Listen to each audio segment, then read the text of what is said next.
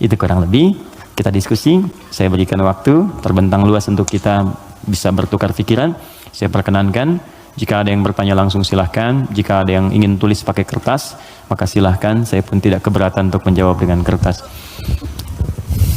Silakan. Bismillah. Assalamualaikum warahmatullahi wabarakatuh. Salam. Dua pertanyaan Ustadz. Silakan. Pertama terkait Al-Fatihah.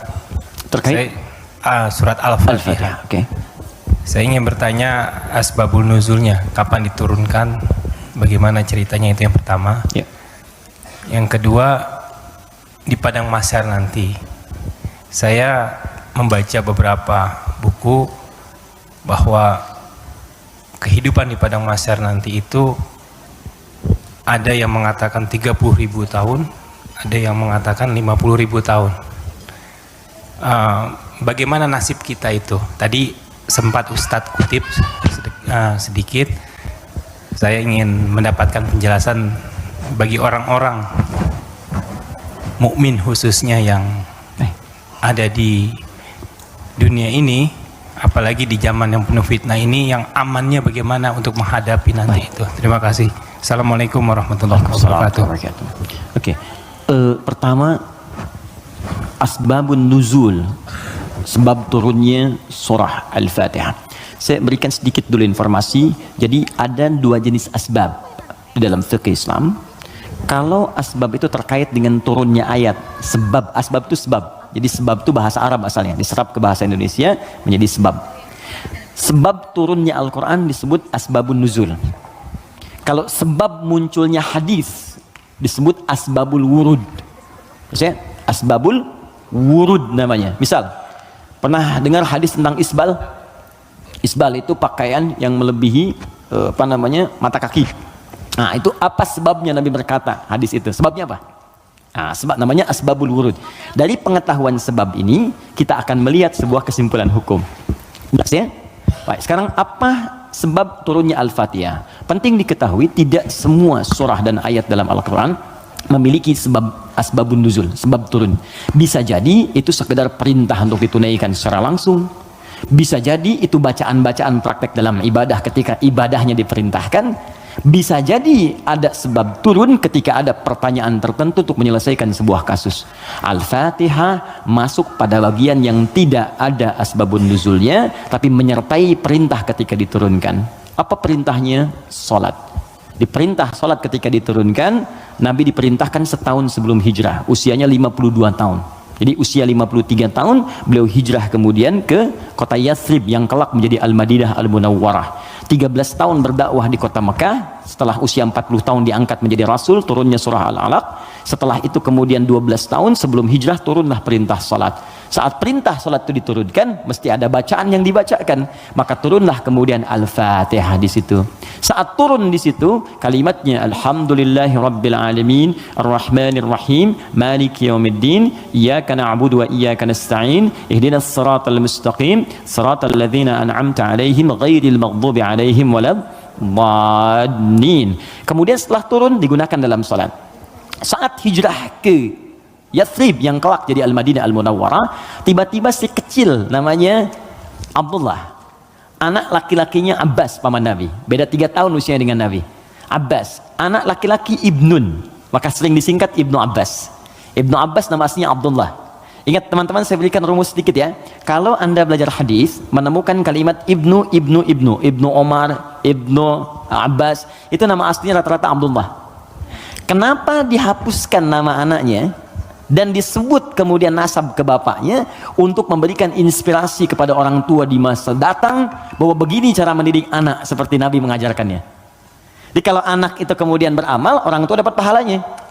Ya, teman-teman kenal Ibu Umar bin Khattab? Bagus. Oke, baik. Belum ditulis sudah kelihatan kenal Umar bin Khattab, luar biasa. Hari ini spesial. Gak apa-apa mas, saya selesaikan. Datang sendiri, ngajar sendiri, ngapus sendiri, ngapus sendiri. Jamaah tinggal nanya, lihat masuk surga, enak banget. Masya Allah, surga Firdaus lagi. Udah, nggak apa. Udah selesai. Ya. Mudah-mudahan antum ke surga juga. Insya Allah. Bercanda ya, mudah-mudahan nyata. Oke, fokus.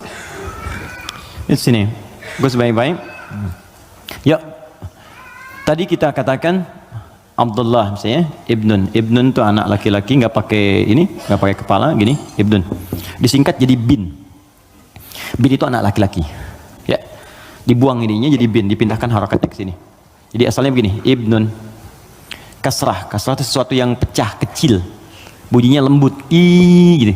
Ya, makanya perempuan seringkali menggunakan kasrah. Anta, tapi perempuan anti. Ka, perempuan ki.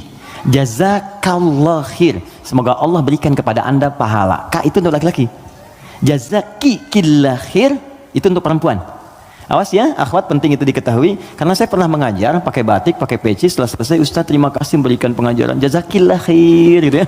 Saya masih pakai peci itu. Ya nggak apa-apa lah gitu. Oke. Nah, ibnatun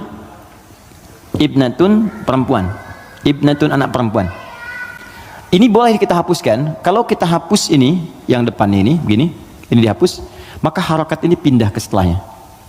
Geser. Ini ke sini jadi bi, ini ke sini jadi en, bin. Jelas? Ini kita hapus, pindah harokatnya ke sini di bi, ini ke sini geser. Bint. Ini bint, maka ini terbuka jadi binti. Ingat? Aisyah binti Abu Bakar. Binti itu maksudnya anak perempuan. Makanya ada Isa bin Maryam. Loh kok bin Maryam? Betul, Isa anak laki-lakinya Maryam, karena Maryam nggak punya anak perempuan. Jelas ya? Nah, di ilmu hadis, kalau ada ayah bisa mendidik anak dengan baik, maka nanti sebagai penghargaan bagi orang tuanya, nama anaknya akan dihilangkan, tidak disebutkan, cukup binnya saja nama ayah disebutkan. Umar punya anak namanya Abdullah. Ketika Umar didik dengan baik, saya ini kan pejuang, saya ini bersama Nabi, saya harus punya anak yang jadi ahli fikih supaya meneruskan perjuangan saya. Bapaknya cukupkan di mana-mana Nabi, anaknya nanti meneruskan ilmunya Nabi. Maka didik oleh Umar. Kalau anda ke Madinah, ini Raudhah, ini masjid yang pertama awal-awal, sekarang karpetnya hijau semua. Kemudian di sini pintu Babus Salam, di sini makam Nabi, di sini mimbar. Ini pintu Baqi, di sini bab Jibril, pintu 46. Bab Jibril. Nah, di sini ke sini ke Awali, di sini ada Baqi, di sini rumah istri-istrinya Nabi semua. Di depan pintu Jibril, bab Jibril. Ya, jadi kalau ada Sayyidah Aisyah, kemudian Sayyidah Zainab binti Jahsy, Saudah binti Zam'ah, semua istri Nabi tinggalnya di sini, depan ini persis. Kemudian di sini ini ada Abu Ayyub Al-Ansari. Umar bikin rumah di sini, bikin satu kamar untuk anaknya Abdullah, dihadapkan langsung ke tempat Nabi untuk belajar dari Nabi sebelum datang ke majlis ilmunya. Jadi kalau yang lain nunggu di majlis ilmunya Nabi, kalau anak Umar diajarkan oleh bapaknya sebelum Nabi bahkan ke majlis ilmu, sejak keluar dari rumahnya itu bisa melihat bagaimana Nabi jalan, bagaimana Nabi nengok. Makanya anaknya Umar banyak meriwayatkan hadis dari sejak kecil, meriwayatkan 2.800 hadis. Anaknya Umar. Siapa yang punya wasilahnya? Bapaknya. Untuk menghargai bapaknya ini, Abdullahnya dihilangkan di sini, maka disebut nama bapaknya Ibnu Umar, Ibnu Umar, Ibnu Umar. Seakan pesan kepada orang tua di masa datang, kalau kita ingin mendapatkan kebaikan dari Allah, maka didik anak kita dengan baik, kelak orang tuanya pun akan dikenang. Setiap hadisnya kita bahas satu, bapaknya ikut mendapatkan pahalanya. Itu poinnya. Ya. Nah, tadi Al-Fatihah itu tidak ada asbabun nuzulnya. Kemudian ketika sampai di Madinah, Ibnu Abbas, anaknya Abbas, ini persis sama juga. Abbas itu pengusaha, teman-teman. Pengusaha besar. Sebelumnya terjebak dengan riba, dibebaskan oleh Nabi. Tinggalkan riba, kata Nabi, dibebaskan. Dan dahsyatnya ketika ribanya ditinggalkan, awal-awal kan turun tuh, setelah itu naik 2 kali lipat dari sebelumnya. Ribanya hilang, omsetnya naik 2 kali lipat. Nah, beliau sadar saya ini sibuk, tapi di balik kesibukannya, bayangkan loh, paman Nabi, kerabat Nabi, muslim, mukmin bersama Nabi di surga, sibuk berbisnis, tapi masih punya waktu untuk datang ke majlis Nabi. Setiap akhir pekan datang ke majlis Nabi ke Sufah belajar. Karena itu ketika Nabi wafat, Abbas ini sudah mendapatkan 200 hadis. Bayangkan pebisnis hafal hadis 200, itu kan luar biasa. Kalau Quran gampang, hadis itu tak mudah, 200 hadis. Paman Nabi, keluarga Nabi, kerabat Nabi, sibuk, bisnis, kaya juga, masih hafal hadis. Antum siapa? Paman Nabi bukan, kerabat Nabi bukan, tetangga Nabi bukan, kan? Sesibuk apa sih? Sampai untuk baca Quran pun belum punya waktu. Cita-cita masuk surga lagi, kan? Nah, ini beliau sadar, saya ini sibuk nih, berdagang. Maka harus ada yang mewarisi ilmu anak saya. Maka anak itu dipetakan, teman-teman begitulah, cucunya atau anaknya, ayo disiapkan. Ini anak pertama Qurannya, anak kedua hadisnya. Nggak apa-apa, kalaupun kelak jadi arsitek yang hafal Quran. Oke? Pengusaha yang ahli hadis, nggak apa-apa, banyak. Dulu biasa begitu, Bu. Teman-teman ikhwan, dulu biasa. Antum kalau temukan kitab namanya Bidayatul Mujtahid, kitab bagus perbandingan fikih. Itu kitab fikih tuh, tapi yang nulis dokter bedah. Ibnu Rushd namanya, di barat dikenal dengan Averroes. Itu nulis kitab fikih, itu biasa dulu tuh, biasa saja. Nah, Abbas ini menginvestasikan anaknya, namanya Abdullah juga, untuk belajar ke Majelis Nabi. Jadi setiap bapaknya berangkat titipin. Ketika Nabi wafat, anak ini usia masih 13 tahun. Bapaknya hafal 200 hadis, anaknya hafal 2000 hadis. Dan kalau anak dititipkan di tempat tertentu, maka habit itu akan membentuk dia untuk berperilaku. Tontonan yang dilihat itu jadi karakternya. Kalau dia yang diperlihatkan yang baik-baik, yang keluar baik, diajarkan kata-kata baik, yang keluar baik. Sekarang ada pendekatan bagus, ini share sebentar. Jadi pendekatan Al-Quran sekarang namanya.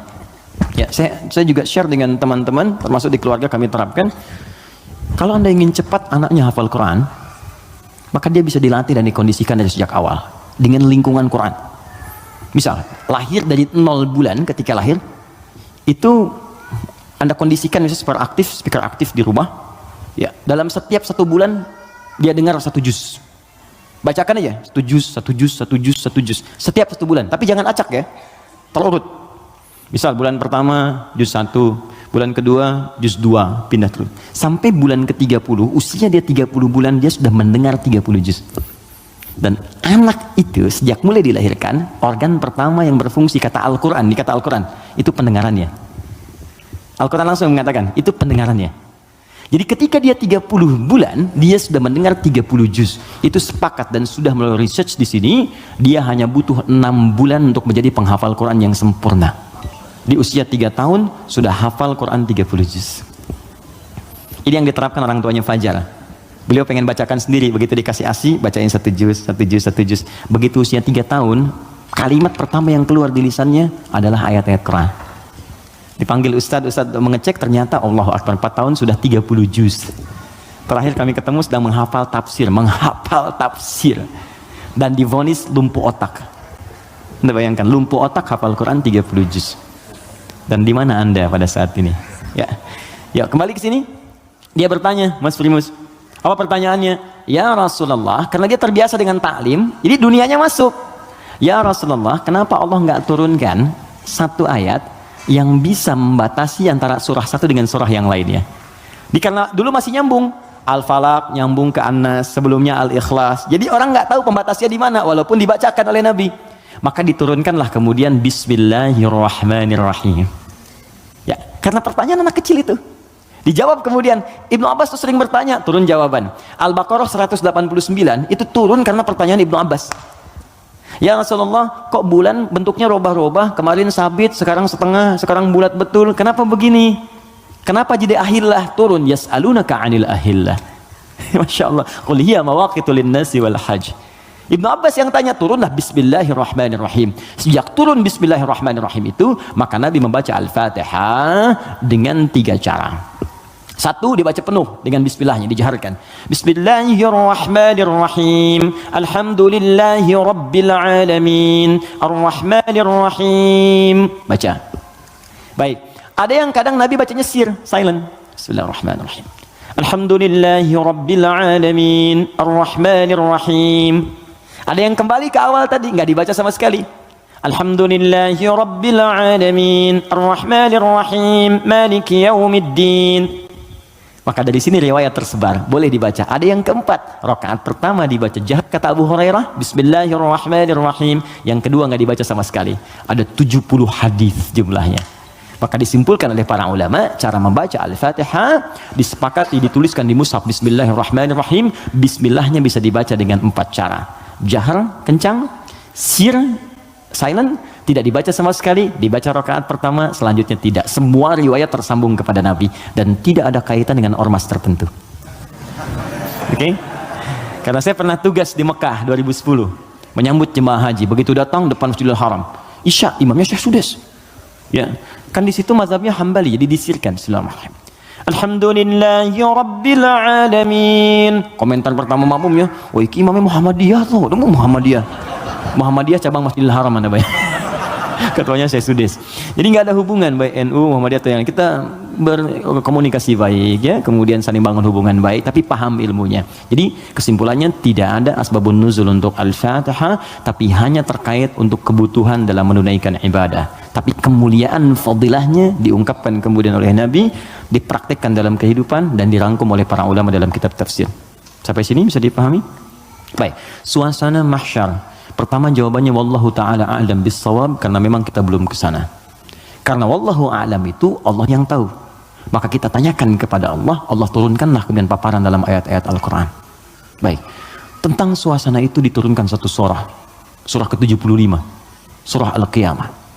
Persiapannya diturunkan surah Al-Waqi'ah, surah ke-56. Waktu terjadinya diturunkan surah ke-31 ayat 34. Tentang kiamatnya, peristiwanya, persiapannya. Waktunya tidak diketahui, dirahasiakan supaya kita semangat untuk beramal dalam persiapannya. Makanya kalau Nabi ditanya kapan kiamat, Nabi balik tanya persiapan kamu apa ya. Jawaban Nabi, jangan sibuk pikirkan kiamat, sibuk pikirkan amalan dirimu untuk ke situ. Karena kiamat pun dirahasiakan oleh Allah supaya kita semangat untuk beribadah menyambut itu. Dan nggak akan ada umat Nabi Muhammad kemudian hidup saat kiamat, nggak ada. Semua akan diwafatkan yang soleh-soleh, nggak akan mengalami itu. Gak akan mengalami, semua wafat. Maka turun Quran surah ke-31 ayat 34. Innallaha indahu ilmus sa'ah. Sungguh hanya milik Allah pengetahuan tentang waktu tepatnya terjadi kiamat. Sa'ah. Tuh, diksi Al-Quran tuh indah sekali. Kiamat itu kan di Quran banyak. Malik yaumuddin kiamat. La uqsimu bil yaumil qiyamah, yaumul qiyamah. Yaumul ba'ts, hari kebangkitan. Tapi ketika menunjuk waktu pakai sa'ah. Innallaha indahu ilmus sa'ah. Sa'ah itu kalau sekarang jam. Di jam itu ada menitnya? Ada detiknya? Ada. Bahkan sampai ke menit detiknya hanya Allah yang tahu. Di sini ada 5 hak prerogatif Allah. 5 yang tidak diketahui oleh siapapun, bahkan even itu malaikat. Makanya di hadis Muslim nomor hadis ke-8, malaikat bertanya pada Nabi, mata sa'ah, kapan terjadi kiamat? Kata Nabi, mal mas'ulu anha bi'a'lama minas sa'il. Yang ditanya tidak lebih tahu daripada yang bertanya. Anaknya yang dekat dengan Allah, Anda yang tahu. Nah, ini ingin menegaskan bahkan saya pun malaikat yang paling dekat dengan Allah nggak tahu kapan terjadinya. Apalagi dukun yang kemudian tiba-tiba ada di bumi. Ya, ahli langit pun nggak tahu masa ahli bumi kemudian tiba-tiba bisa menerawang. Ya, makanya kalau ada yang mengatakan kiamat akan terjadi tanggal sekian, bulan sekian, tahun sekian, udah abaikan aja. Ya, itu paling gampang, sudah jauhi. Saya di Garut dulu tahun 99, itu menjelang tanggal 9, bulan 9, tahun 99, tersebar isu akan terjadi kiamat. Sebagian ada yang sepi tuh, sepi di pasar Garut tuh, Tarogong sepi apa. Saya bilang, kenapa nggak pada beraktivitas? Isu kiamat menyebar. Tiba-tiba nggak terjadi, diundur katanya ke tahun 2012. Terjadi pengunduran kiamat, Anda bayangkan. Jadi itu poinnya. Jadi kalau waktu, jangan ditanya kapan terjadi. Yang penting untuk diketahui adalah persiapan kita apa. Dan paling dahsyat adalah jika terjadi perbuatan-perbuatan yang dengan perbuatan itu justru tanda-tanda kemudian kiamat itu semakin menuju dekat. Tapi dekat dalam pandangan Allah dengan kita berbeda. 1 hari bagi Allah hitungannya hari, bagi kita kan 1000 tahun. Ya kan? Bagi Allah dekat nih. Iqtarabatis sa'atu wan syaqqal qamar. Bulan telah terbelah, kiamat semakin dekat. Kiamat semakin dekat itu bukan saat Bang Deddy bikin sinetron. 15 abad yang lalu itu turun ayat, kiamat sudah dekat. Itu kalimat Quran. Kiamat sudah dekat 15 abad yang lalu. Cuman sudah 15 abad belum kejadian. Karena bagi Allah tuh gampang, tinggal 10 hari lagi, tinggal 7 hari lagi. Cuman sehari itu kan ribuan tahun. Jelas ya? Maka jangan dipikirkan waktunya. Tapi Nabi kemudian ditanya oleh malaikat, ma amaratuha, apa tanda-tandanya? Ya, idza talidal amatu rabbataha, jika sudah budak melahirkan tuannya, wa antaral khufatal arata, ya, jika seorang budak melahirkan tuannya, jika engkau melihat seorang penggembala bertelanjang kaki, telanjang dada, kemudian berlomba-lomba meninggikan bangunan, ya, budak melahirkan tuannya, itu ada yang menyebutkan suasana sudah mulai terbalik.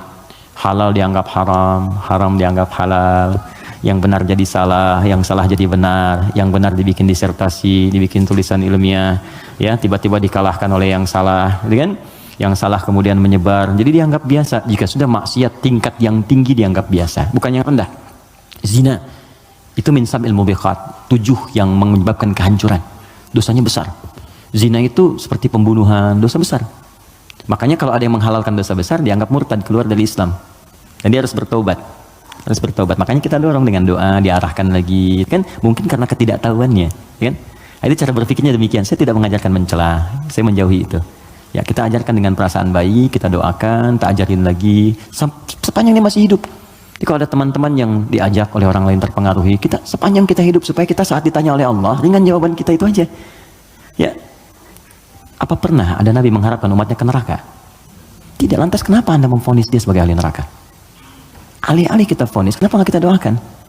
Allah itu maha kasih, bukan hanya maha menghukum. Rahmat Allah lebih luas daripada hukumannya. Kenapa sekarang banyak sifat hukuman ditampilkan, kasih sayang dihilangkan? Yalah, doakan. Share kebaikan, doakan saudari kita, doakan saudara kita, ajak kepada yang baik. Kalau ada berbuat maksiat, sampaikan. Bukan cuma kamu aja yang pernah bermaksiat. Yang lebih buruk daripada kamu pernah ada dan dia tobat. Masa orang jahiliyah tobat, kamu yang bukan jahiliyah nggak tobat? Nggak keren ah. Gitu. Bagaimana kalau wafat dalam keadaan maksiat? Apa kamu rela ibumu yang sudah mengandungmu melihat anaknya berbuat seperti ini? Kalau kamu kira-kira punya anak, mau nggak kira-kira anak kamu berbuat seperti ini? Seperti itu aja. Di ketika ada seorang minta izin untuk berzina, boleh nggak saya berzina ya Rasulullah? Ya, kata Nabi, bagaimana kalau kemudian ibumu berbuat seperti itu? Bagaimana kalau ibumu dizinai? Bapakmu dizinai? Jangan ya Rasulullah. Ya, itu yang kamu zinai itu boleh jadi kemudian dia ibu bagi anak-anak orang lain. Jadi, seperti itu cara berpikirnya. Jadi kalau kita selalu mengangkat orang untuk mengarahkan pada kebaikan, maka dakwah ini akan semakin luas diterima dalam kemuliaan dan beban kita pun akan berkurang. Ada saatnya hitam putih itu mesti muncul dalam perkara tauhid. Tauhid itu nggak ada abu-abu, hitam putih. Allah Tuhan, yang lain bukan. Selesai. Tapi fikih itu fleksibel untuk memberikan kemudahan. Sholat nggak bisa berdiri, duduk. Nggak bisa duduk, berbaring. Berbaring sulit, bergerak. Bergerak sulit, berkedip kan? Berkedip sulit, disolatkan. Semua ada turunannya. Ya, selesai sampai tuntas. Oke? Jadi waktu tidak ada yang tahu. Suasana disampaikan supaya kita merasakan dahsyatnya itu. Turun surah Al-Qiyamah. La uqsimu biyaumil qiyamah. Quran surah 75. Wa la uqsimu bin nafsil lawamah. Kata Allah, saya bersumpah kiamat pasti terjadi. Dan saya bersumpah pada saat itu banyak yang menyesal dan mencela dirinya. Lawamah itu pencela. Mencela, aduh kenapa saya nggak begini, nyesel saya begini. Sama kayak Anda misalnya punya masalah dengan pasangan, Anda marah-marah sama istri. Setelah itu Anda menyesal, ya kenapa saya mesti marah sih? Toh jelaskan, duduk dengan tenang juga bisa. Kenapa saya marah ya, saya menyesal ya Allah. Tapi biasanya pertama setan akan menghambat kita untuk berbicara dulu, ditahan, jadi diam-diaman gitu. Itu begitu tuh caranya. Itu di Quran ada. Dan solusinya juga ada. Dan ada penyesalan setelah itu. Sama ke anak juga begitu. Anak berbuat salah terus kita marah ya. Kamu ini kemarin nggak ngerti mama ya. Tapi setelah itu ya Allah, kok saya marah sih? Ya, kok saya marah sih gitu kan? Nah itu lawamah namanya. Mencela diri pada sesuatu yang tidak seharusnya terjadi. Hari kiamat lebih banyak lagi. Kenapa dulu saya nggak sholat? Kenapa dulu saya nggak beriman? Kenapa dulu saya begini? Itu kiamat. Dan itu sudah bukan ranah kita lagi. Kata Allah, kalian yang beriman wafat dulu supaya nggak melihat hiruk pikuk orang. Biarkan mereka sibuk menyesali dengan apa yang telah mereka kerjakan. Karena kamu dakwahi nggak mau beriman juga. Diberikan 5 kali sehari petunjuk dari bangun tidur sampai tidur lagi. Nih Allah nih, syahadatlah. Ayo sholat, ayo beramal. Ini Allah nih, Allahu Akbar. Bahasa Arabnya, ya asyhadu an la ilaha illallah. Kan 5 kali kan? Dari bangun tidur sampai tidur lagi. Sepanjang hidup loh, setiap hari. Kurang apa lagi? Kurang apa lagi? Dan lafaz ini, kenapa disebut adzan? Apa artinya adzan? Panggilan. Apa artinya panggilan? Adzan. Saya memanggil kamu kemarin, saya mengadzani kamu kemarin. Tidak. Adzan itu panggilan, tapi bukan sekedar panggilan. Adzan itu seakar juga dengan kata uzun, jamaknya adzan, artinya telinga. Kenapa lafaz ini disebut dengan adzan? Karena Allah menjamin lafaz ini satu-satunya lafaz di muka bumi yang terus akan didengar oleh orang yang masih punya pendengaran di telinganya. 24 jam tidak berhenti. Makanya waktu adzan itu bisa berbeda di setiap tempat. Coba lihat, di sini adzan, nanti setelah saya Bintaro adzan, Tanah Kusir adzan, kan? Jakarta adzan, ke Bekasi adzan, sebelumnya ke Bandung, terus 24 jam. Itu Mesir selesai adzan, Libya adzan, Libya selesai Tunis adzan, Tunis adzan, Maroko adzan. Demikian terus 24 jam diperdengarkan supaya kita nggak punya alasan lagi di hadapan Allah Subhanahu wa taala. Makanya orang-orang yang nggak mau beriman sampai dengan kiamat dalam persepsi kita umat Islam, nanti yang beriman diwafatkan dulu supaya kamu nggak capek lagi melihat hiruk pikuk mereka. Kamu istirahat aja nanti sampai saat hisab selesai. Jadi begitu kiamat terjadi, kacau semuanya. yang sedang disebutkan di surat Abasa itu, ya, bagaimana seorang yang mengandung tiba-tiba bisa keguguran, ya yauma yafirul mar'u min akhi wa ummihi wa abi wa fasilatihi tuwi, ya, wa man fil ardi jami'a. Semua orang nggak akan ingat, Pak. Kata Al-Quran saking dahsyat, jangankan gini ya, maaf, gempa terjadi, apa Anda masih bisa ingat dengan teman-teman ini? Demi Allah saya katakan, gempa goyang dikit udah keluar, lari semua, masing-masing menyelamatkan dirinya. Dalam bahasa Arab sekali gempa disebut zilzal. Kalau digoyang, idza zulzilatil ardu, sekali, ya sekali, kalimatnya sekali, zulzilatil ardu, itu artinya goncangannya menghancurkan yang atas, hancur semua ke bawah. Jelas? Tapi kalau disebutkan dua kali, kalimat keduanya bentuknya bisa verb, kata kerja, atau juga noun, bisa kata benda, bisa fi'il, awas, bisa isim, kata kerja atau kata benda. Fokus. Kalau kata kerja diulang dua kali, idza zulzilatil ardu zulzilat. Kalau kata benda untuk menunjukkan suasana hancur semua bendanya pakai kata benda, zilzal. Idza zulzilatil ardu zilzalaha. Kalau disebutkan dua kali, itu bukan yang atas hancur ke bawah, tapi yang di bawah naik semua ke atas. Push. Kata Allah, kalau semua orang sudah nggak peduli dan menganggap biasa gempa-gempa dengan skala-skala tinggi yang menghancurkan yang atas hancur ke bawah, sudah nggak peduli dianggap biasa. Udah jadi berita aja, gempa Ambon sekian, gempa Palu sekian, gempa Aceh sekian, gempa, sudah biasa. Nanti saya akan datangkan gempa yang tidak biasa, yang membuat semua orang baru merasakan apa yang terjadi. Saya naikkan semua yang dibawa ke atas. Wa akhrajatil ardu athqalaha. Baru orang berkata, wa qala al insanu ma lah. Ini ada apa ya? Ada apa ya? Anda ini dikasih gempa biasa aja, yang biasa, itu semua keluar, lari. Bursa efek keluar, yang di pegawai ini keluar, pekerjaan kantor keluar semua karena ketakutan. Nanti mau lari kemana? Karena yang di bawah ini diangkat ke atas semua. Saat itu kita sudah nggak ada. Karena orang beriman oleh Allah tuh diistirahatkan. Istirahat dulu aja, biar hancur semua dulu, baru dibangunkan lagi, muncul lagi. Itu di surah Qiyamah. Al-Qiyamah, suasananya di Abasa ada. Terus cara berbekalnya, bukalah kemudian surah Al-Waqi'ah. Makanya sering kita diminta baca Al-Waqi'ah. Kan berurut tuh, 55, 56, 57 kan? 55 apa? Ar-Rahman, kan? Nah, jangan dibaca saat pernikahan aja, ya. Saat lamaran baca Ar-Rahman. Sekarang tuh keren, tapi saya senang bagus-bagus sekarang pakai Al-Quran, ya. Sampai ada seorang kiai kedatangan 3 orang, ya, untuk melamar putrinya, cantik, bagus, soleha. 3 orang datang melamar, pertanyaan pertama Quran. Anda siapa namanya? Saya Anas, Pak. Bagus, baca surat Anas. Ya bagus katanya. Yang kedua siapa namanya? Saya Torik, Pak. Ya, baca At-Torik. Baca bagus ya. Yang kedua belum disuruh udah pucat tuh. Adik siapa namanya? Saya Imran, Pak. Tapi dia pintar. Tapi panggilan sehari-hari kulhu, Pak. Ya Allah, udah sini. Oke, jelas ya Mas Bim ya? Oke, jadi baca surat Al-Waqi'ah untuk berbekal. Wa ashabul yamini wa ashabul yamin. Yang pegang tangan di tangan kanannya saat kiamat itu enak banget, tinggal menikmati surganya. Ada yang pertamanya sabiqun as-sabiqun, yang duluan masuk surga. Tapi mereka golongan sedikit. Jangan diratapi ya sedikit saya nggak masuk. Bukan, masuklah ke dalam golongan sedikit itu. Nanti ditafsir di ayat lain, bagaimana cara masuk ke dalam golongan itu, ditafsir di An-Nisa, Quran surah keempat ayat 69, paling kanan pertengahan. Wa may yuti'illaha wa rasul, siapa yang mau taat kepada Allah dan Rasulnya, fa ulaika ma'al ladzina an'amallahu 'alaihim, maka mereka akan disertakan dengan golongan sedikit, 4 spesifik, 4 golongan saja. Minan nabiyyina, dengan semua nabi. Jadi ada orang yang tinggal di surga sekomplek dengan semua nabi.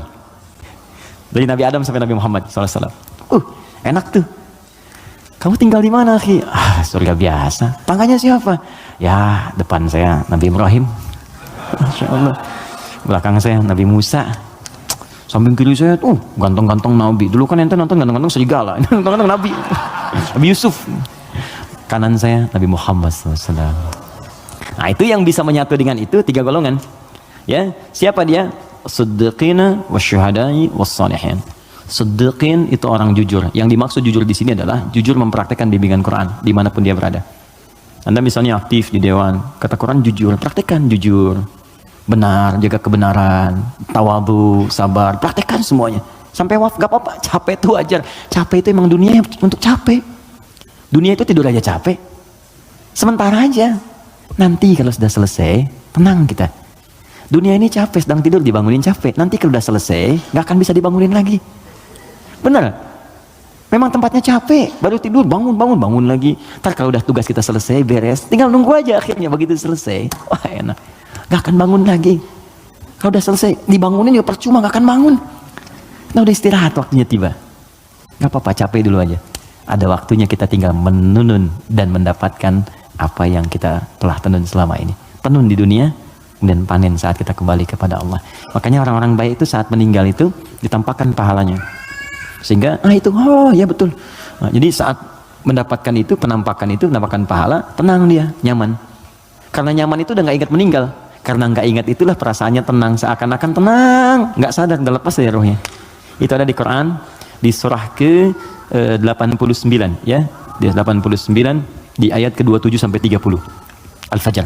Ya ayyatuhan nafsul mutmainnah, irji'i ila rabbika radiyatan mardiyah. Hei jiwa yang sedang tenang ya tenang aja, tenang, ngelihat pahalanya, banyak ya Allah, alhamdulillah, lagi tenang-tenang begini, tiba-tiba diambil ya nyawanya, selesai. Irji'i ila rabbika radiyatan mardiyah, cepat pulang ke sini kepada Rabbmu, aku ridho dengan amalmu, engkau pun akan ridho dengan pemberianku. Fadkhuli fi ibadi, engkau masuk dalam golongan hambaku terbatas. Wadkhuli jannati, aku siapkan surga untukmu dari sekarang. Semoga kita diberikan bagiannya insyaallah.